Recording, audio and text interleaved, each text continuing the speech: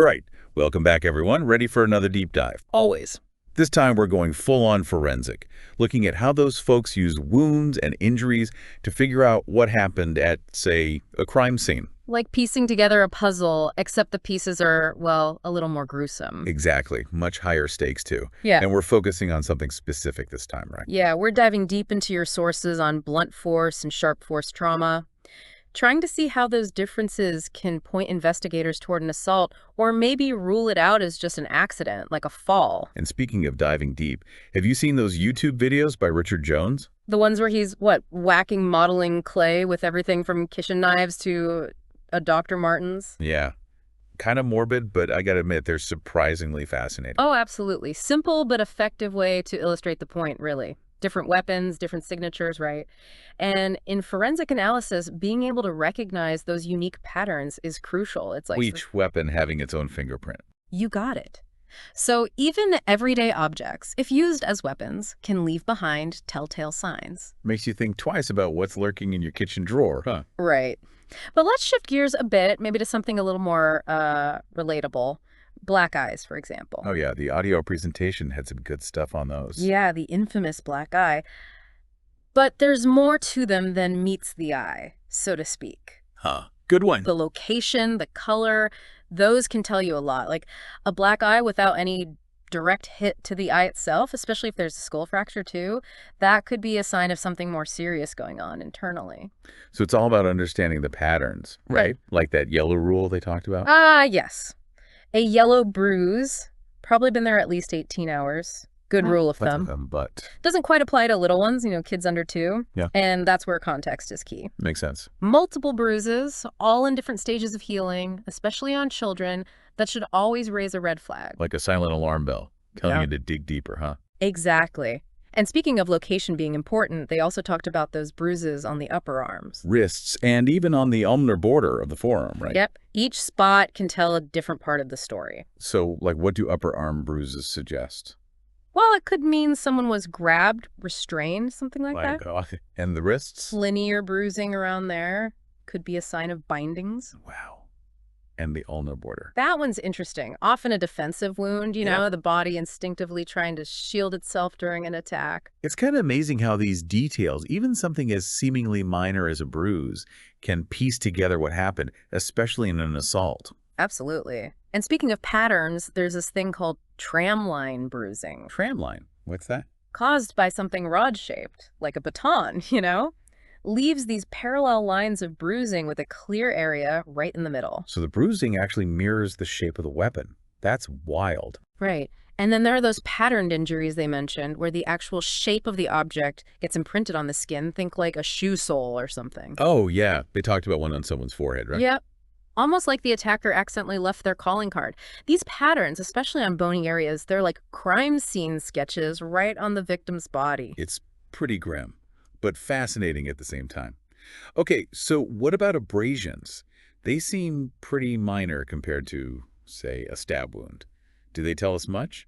Oh, they absolutely care. Even a little scratch might hold valuable info. The tricky part is telling the difference between abrasions made while the person was alive versus after they died. That's pretty crucial for figuring out timelines, huh? You got it. So how do they tell the difference? Careful observation, mostly.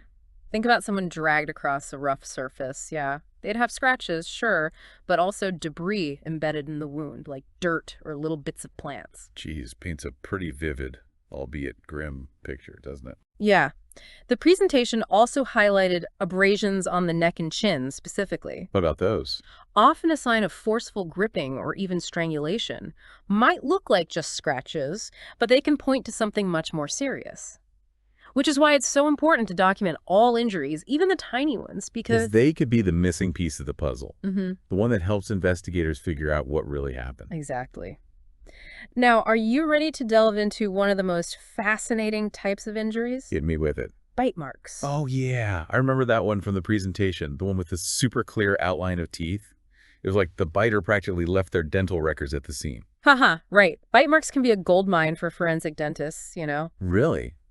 Tell me more. They can compare them to dental records, obviously, and they can even swab for saliva to get DNA and identify the biter. It's like CSI, but with teeth. But Mm. they also said not all bite marks are that obvious. Okay. Yeah, sometimes it's just a less distinct oval-shaped bruise. But it goes to show, even subtle markings can be important clues. It's another reason why documenting all injuries is crucial. Even those that seem minor could end up being key forensic evidence.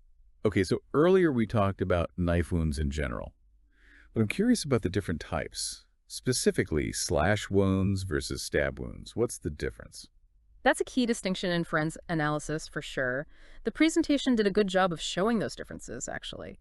Slash wounds, like that one on the face that involved the ear, they tend to be long and superficial, caused by that slashing motion across the skin.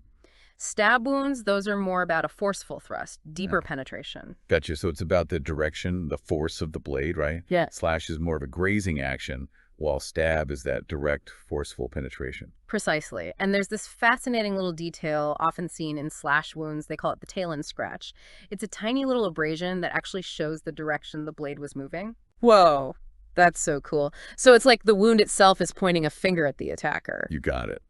And the shape of a stab wound, that can tell you stuff about the knife too, like whether it was single-edged or double-edged. Man, every little detail matters, doesn't it? Okay, what about defensive wounds? Ah, yes.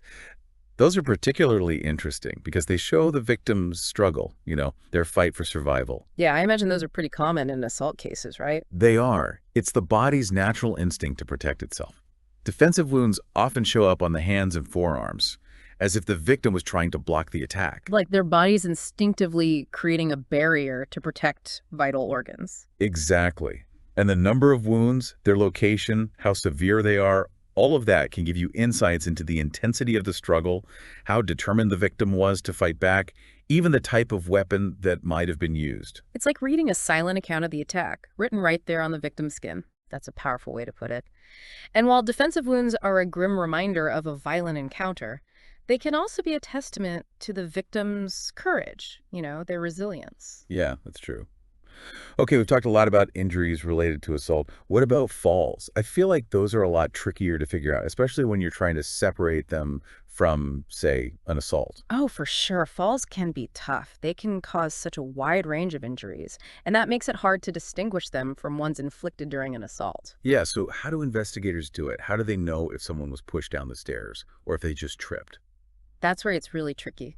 Especially when stairs are involved, the pattern of injuries from falls can be, well, pretty unpredictable. In fact, in the audio presentation, they said, the pattern of injuries from falls, especially when stairs are involved, can be, well, pretty unpredictable. It's like a chaotic dance of physics, almost. You've got gravity, momentum, all playing their parts.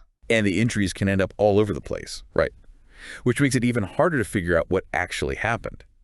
So how do investigators tell the difference between a fall down some stairs and someone who's been, beaten up? It's a real tussle, that's for sure. They have to look at everything, the pattern of the injuries, the scene itself, what witnesses say, any other evidence they can find. So it's not just about the marks on the body, it's the whole context of the situation. Exactly. Was it a high fall? What kind of surface did they land on? Did they hit anything on the way down? What was their overall health like? It's all about reconstructing the event step by step. Sounds incredibly complicated. But what if, even after all that, they still can't say for sure whether it was a fall or an assault? Well, unfortunately, sometimes the evidence is just inconclusive. And that can be really frustrating for everyone involved, the investigators, the victim, their families. Yeah, I can imagine. Without a clear answer, it's hard to get justice or find any sense of closure. Absolutely. It just highlights how important it is to approach each case with an open mind, consider all the possibilities, and not jump to conclusions. It's a good reminder that forensic science isn't always like those aha moments you see on TV, right? All right. It's a lot of careful interpretation, analysis, deduction, all with the goal of trying to find the truth. Okay, so we've talked about blunt force, sharp force, falls. What about, and I know this is a sensitive topic, self-inflicted injuries? Yeah, that's an important one for sure, because sometimes what looks like a suspicious injury might actually be the result of someone harming themselves. And it's not always as clear-cut as, say, cuts on the wrists, right? Right. There are lots of ways self-harm can manifest. Absolutely. It can range from minor scratches to, serious burns, bites, even broken bones. And it's important to approach these cases with sensitivity and understanding, because a lot of times self-harm is a way of coping with intense emotional pain. So how do investigators figure out if an injury was caused by someone else or if it was self-inflicted? It's delicate, that's for sure.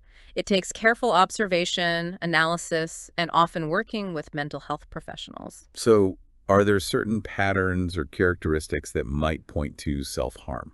Yeah, there are some things to look for. Like often the injuries are in places the person can easily reach wrists, forearms, thighs. They might appear in clusters or follow a certain pattern. And sometimes you see hesitation marks, which can indicate, a level of ambivalence. It's like the injuries themselves are telling a story about inner turmoil, a struggle to cope. That's a really insightful way to put it. But while the physical signs are important, you also have to consider the person's mental state, whether they have a history of self-harm, any potential triggers or stresses in their life. Like trying to put together a puzzle, looking for those missing pieces that might explain why someone would hurt themselves. Exactly. And it's crucial to remember that self-harm is complex. There's no easy answer. It requires a compassionate approach, focusing on both the physical injuries and the underlying emotional pain.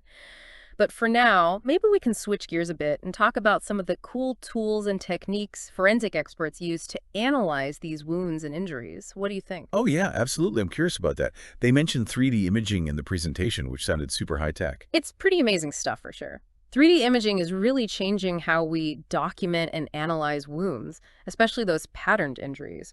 Instead of just photographs or hand-drawn sketches, investigators can create a virtual 3D model of the wound. Whoa. So they can actually, like, hold the wound digitally and examine it from all angles. You got it.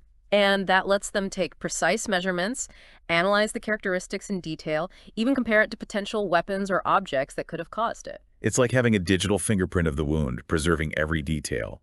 Exactly. This tech is particularly useful when the victim can't give a reliable account of what happened. Maybe they have memory loss or they're traumatized. So it's like the wound itself becomes the witness, giving silent but powerful testimony. That's a great way to put it.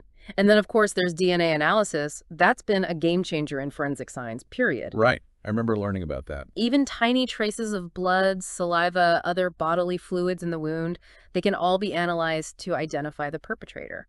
So even if someone tried to clean up the scene, their DNA could still be lurking in the wound itself. Exactly. It's like leaving behind an invisible signature. And the technology keeps getting better. They can now extract and analyze even the tiniest amounts of genetic material, which can be incredibly powerful evidence linking a suspect to a crime. It really is amazing how science keeps pushing the boundaries of what we can uncover, isn't it? Absolutely. And these advancements give investigators incredible tools to solve crimes, bring perpetrators to justice, and give answers to victims and their families. It's not just about looking at the wound in isolation. It's about putting those findings together with other forensic evidence like DNA, fingerprints, trace evidence. Exactly. Forensic science is all about connecting the dots, weaving together these different strands of evidence to build a picture of what happened. It's like a giant, complex tapestry, and each piece contributes to the overall image. But I feel like we've just scratched the surface of this whole world, haven't we? What else should we explore? So we've talked a lot about how investigators analyze these wounds and injuries, but where does all this information actually go? Like, how does it help solve cases in the real world? Well, that's where the courtroom comes in. Forensic experts, they have this crucial role of bridging the gap between science and the law. Okay, I'm listening. They take all this complex stuff, the language of wounds and injuries, and they translate it into something that judges, juries, lawyers can understand. So they're kind of like scientific storytellers, Yep. weaving together the evidence to create a narrative of what happened. That's a great way to put it. And they might have to testify in court, give their expert opinion on the cause of the injuries, how severe they were, what kind of weapon might have been used, things like that. It's like they're giving a voice to the silent witness, the wounds themselves. Exactly. And their testimony can be super important. It can help determine guilt or innocence, even influence the sentence someone gets. It's a big responsibility. Oh, for sure. They're not just looking at data, they're advocating for the truth, making sure justice is served. Absolutely. And that means sticking to some very strict ethical guidelines. Objectivity, impartiality, a commitment to real scientific rigor, all of that is paramount because what they find can have a huge impact on people's lives. Yeah, no pressure, right? Oh, It's a good reminder that forensic science isn't just some academic thing. It has real-world consequences. It affects victims, families, whole communities. Couldn't have said it better myself. It's a field that requires this unique mix of scientific knowledge, analytical skills, and a deep understanding of the legal system. So you're not just a brilliant scientist. You also have to be a really good communicator, able to explain complex stuff in a way that anyone can understand. Exactly. And that's why a lot of forensic experts get specific training on presenting evidence and testifying in court. It can be pretty intimidating, even for people who've been doing it a long time. It sounds like a high-pressure gig, but so vital. A good forensic expert can really make a difference when it comes to getting justice. Totally agree. Well, I think we've covered just about everything we can on this whole world of wounds and injuries, the science, the psychology, the legal side of things. It's been quite the deep dive, hasn't it? It really has, and honestly, it's changed the way I watch those crime shows on TV. Knowing the real science behind it all just adds this whole other layer. Well, I'm glad to hear that. It's been a pleasure chatting with you about this. I hope our listener is walking away with, a better understanding of this field, how complex it is, and how important. Me too. It's made me realize that every wound, every bruise, every scar, it all tells a story. And those stories, they deserve to be heard, understood, respected. Beautiful said. And those stories, when we really take the time to understand them, they can teach us so much about ourselves, about society, about the resilience of the human spirit. Okay, so as we wrap up this deep dive, I want to encourage everyone listening to keep exploring this stuff. There are documentaries, books, even online courses if you want to learn more. I second that. The more we understand about wounds and injuries, the better we can prevent them, treat them, and advocate for those who've been hurt. Couldn't agree more. That's all for this episode of The Deep Dive. Thanks for joining us, and until next time, keep those minds curious. And remember, every wound has a story waiting to be told.